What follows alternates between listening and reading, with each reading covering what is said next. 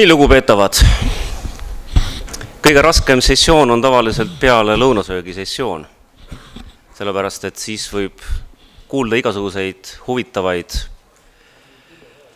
linnuhääli, nagu Toomas Jüriado õigeti ütleb, saalist. Aga me oleme ju teatavasti tolerantsed inimesed ja mõistame kõike.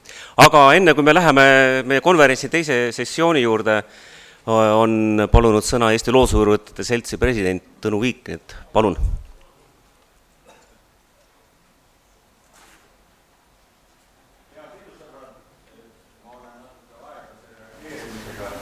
Ja ei suutnud kohe asjale pihta saada. Aga nagu te teate, kõikidel juubelitel räägitakse teemal mina ja juubilaat. Ja ma ei kavatse ka eelida seda. Sõnavat ei ole kuigi pikk, aga ma tahtsin lihtsalt seda öelda, et loodusuurijate selts tunneb endiselt lindude vastu huvi. Vähemalt mina.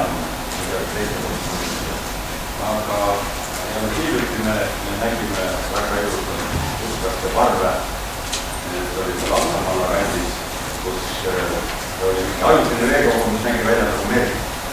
Aga see selleks, selliseid meresid oleme kõik väga palju näinud.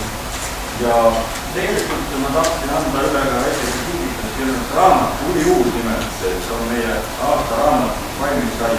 Ja ma tahan seda Andres üle anda sõnadega, et on üks väike raamat üle inimesel, aga väga suur raamat selline. Sulle!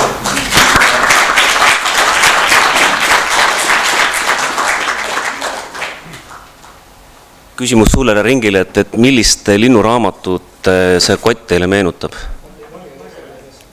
Õige, Mart Mägeri Eesti linnud keeles ja meeles, just.